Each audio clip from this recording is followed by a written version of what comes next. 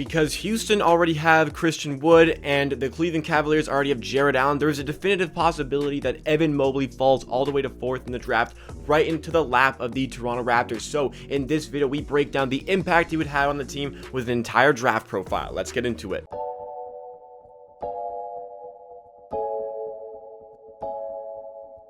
Welcome NBA and Raptors fans to Amateur Hour Sports. This is a channel where you get NBA content with a focus on the Toronto Raptors at least 4 days a week. That is Monday, Wednesday, Friday, and Saturday. Today is your Friday episode where we are talking about Evan Mobely, a full draft profile breakdown. So if you like what you see from today's video, you want more of myself talk about the Raptors and the rest of the NBA in videos and content just like this, make sure to hit that subscribe button down below to show support to the channel. Thank you so much for helping me hit 4,000 subscribers. We did it together as a community. So many new faces coming in. I love to see it. Thank you again.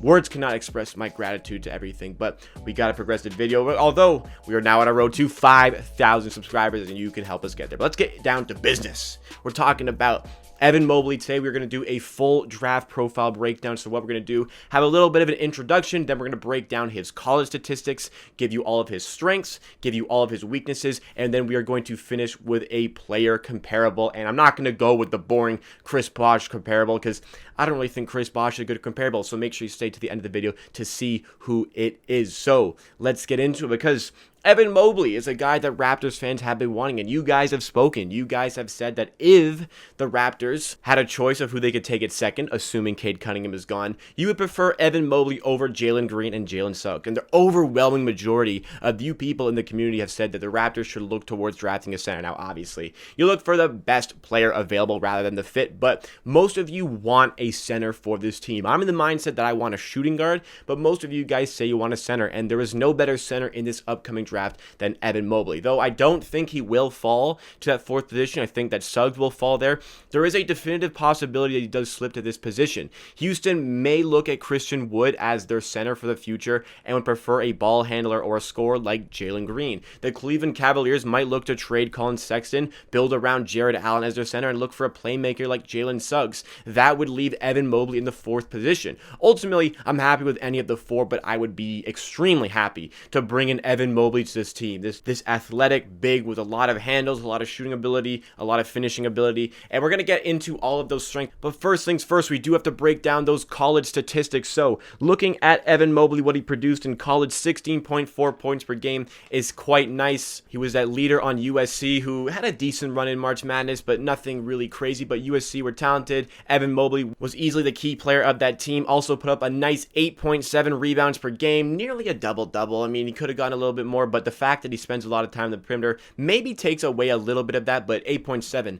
nothing to be ashamed of in the rebound category. The assist, not that concerning, 2.4 assists. Again, not really worried about that as it comes to centers, but obviously it's nice to have, but it's not the main thing you look for in a center. Field goal percentage is where it gets really interesting for Evan Mobely. 57.8 field goal percentage. That is very good for a guy who didn't just settle for shots in the interior. Obviously, the bulk of his shooting attempts are on the interior. Layups, dunks, all of that. He plays above the rim. But sometimes had to take a couple shots in the mid-range, and he did revert to shooting a 3-ball at least once a game. So there were other shots. It's pretty impressive to have that field goal percentage. I found that quite good. Also, you can spread out to his 3-point percentage, where he shot 30% from 3. Again, that's not horrible. He averaged 1.2 attempts per game. I believe the stat was he hit 12 out of 40 of his 3-pointers over the course of the college season. Not terrible for a center, and the shooting mechanics are there. And finally, good defender, 2.9 blocks per game. He's very calculated as it comes to blocks. He times it very well. Even though he's not, the biggest guy, he's tall, but he can time those blocks to get them 2.9 blocks per game. That is hugely impressive for a USC team. Playing in college, uses his size to his advantage, uses his athleticism to his advantage, which is not always the case for a guy who is 7 feet tall, but Evan Mobely has such a unique skill set that he was able to do it. So let's get into that unique skill set with the strengths.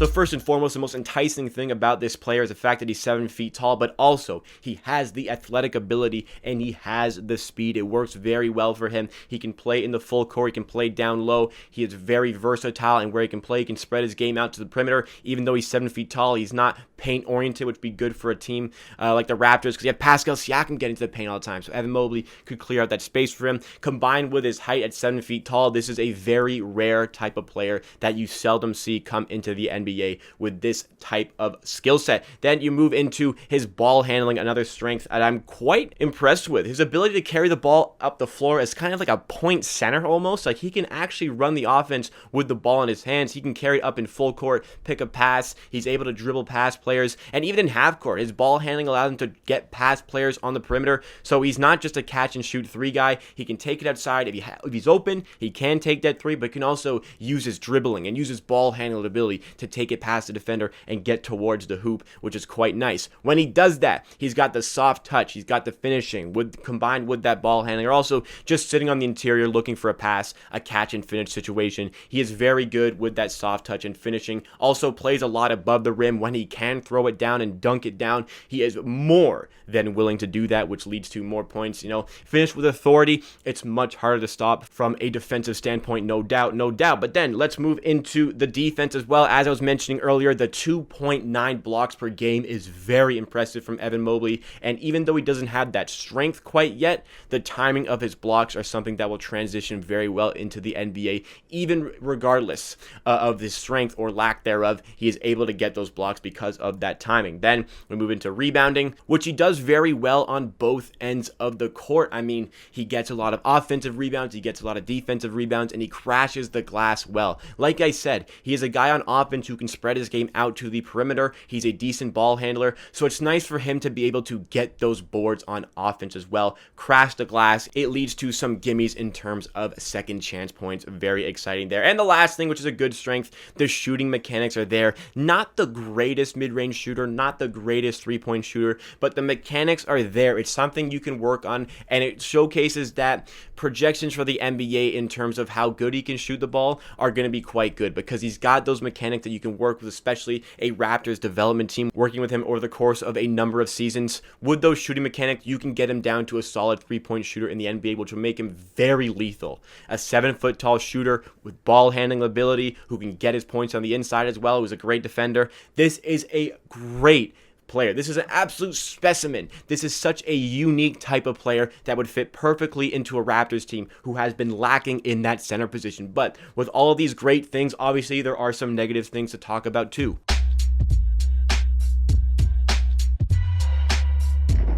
Not a lot of negatives, but again, as I was mentioning in the strengths, one of his weaknesses is that strength. He's not the strongest player. His body type isn't the greatest. However, we've seen guys with that body type come into the NBA and still be able to thrive. KD is very skinny. He's got that body type that doesn't really put on muscle. That doesn't mean he's not strong. Giannis came into the league very lanky, but he worked himself to the bone to get himself jacked into MVP type form. Giannis has completely changed his body since coming into the NBA. Though Evan Mobley's body type is a bit of a weakness, and maybe he won't be able to put on muscle. Just because you don't really look like it doesn't mean you can't be strong. KD is very strong despite his lanky sort of posture. Even without that, he's able to body people off the ball, and Evan Mobley, I think, will be, I can still fit into that, though it is a little bit of a weakness when you can't be that beefed up guy on the interior. However, if he's not that, because he's so lanky, because he's so skinny, that offers him that athleticism. So you give, but you also have to take some things away. The next thing you got to talk about is that his jump shot is still developing. Like I said, he's got the shooting mechanics, but you still need to work a little bit on those shooting percentages. They aren't the best yet, but they can get there. There is absolute potential. Believe me, the mechanics are there. This is a guy who can transition well into the NBA. I've been described in the past as a KD without a jump shot for that unique skill set, but my goodness, once he starts to develop a little bit of a jump shot, won't ever get to that KD level. But still, once he gets that serviceable jump shot, it will make the rest of his game that much easier. And the last thing for the weakness category, not that much of a weakness, but we always have to add in one of these little ones, is NBA readiness. He's almost NBA ready. I say that this isn't quite a weakness, and I put it in orange for a reason, because he's not as NBA ready as Suggs or Green. And just because he's not as NBA ready doesn't mean he's not a better player. Evan Mobely maybe won't be able to transition to the game as well as those two, but that doesn't mean that Evan Mobely doesn't have potentially a higher ceiling than those guys. You just might have to work a little bit longer with Evan Mobely to get him to that level. I think DeAndre Ayton is a good example of how bigs develop in the NBA. It's not going to be an overnight thing. It may not be a one-season thing. James Wiseman is another good example. It won't happen right away, but you work with the big to get them ready for the NBA. They take a little bit longer, but in the end, it could be a more rewarding of a process to work with that player for that extra period of time. Please, guys, I always get negative comments about the weakness categories of these videos. Please understand. Please listen to what I had to say about each thing. Don't take the word I put in the graphic at face value. Understand the extra words behind it as I explain. But let's get into that player comparable. I got something good for you guys.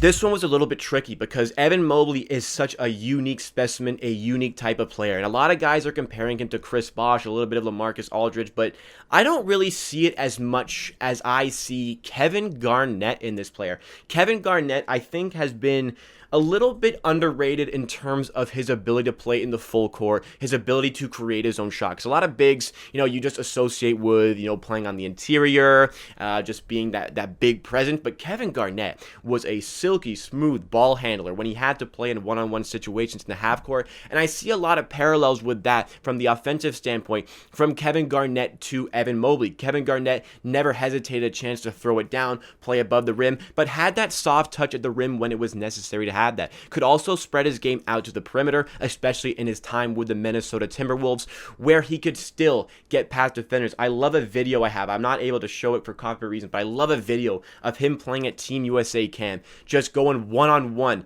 2 dribble maximums against other players on Team USA, some of the best players of that generation, and going past them with ease, finding his own shot. I see a lot of similar tendencies with Evan Mobely. On the defensive end, Kevin Garnett, obviously known for being such a great defender, a former DPOY.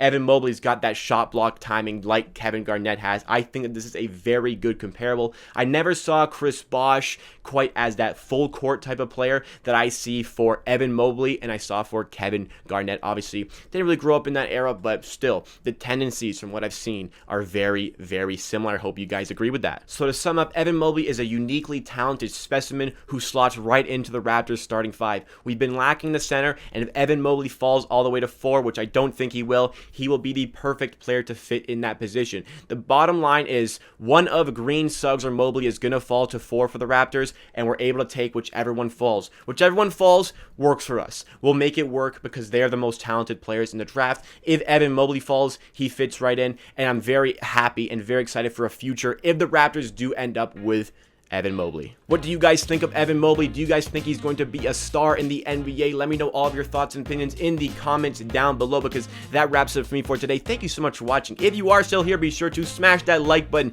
If you did enjoy the video at any point, really goes a long way to helping us reach some new viewers with that YouTube algorithm. Also showcases to me that you made it to the end of the video. Also check out our Twitch, twitch.tv/amateursports, where you watch along a ton of NBA playoff games. It's getting hot. We're getting a lot of good games lately. Come improve your watch along experience with the link in the description. Subscribe to the channel on YouTube as well. We just hit 4,000. Again, words cannot express my gratitude, but we are starting our road to 5,000 subs. We hit it by the end of the year. I'll shave my head. Other videos by the channel you may enjoy, and always remember, at the end of the day, believe what I say, and if you disagree, that is okay. We'll see you again next time for another video.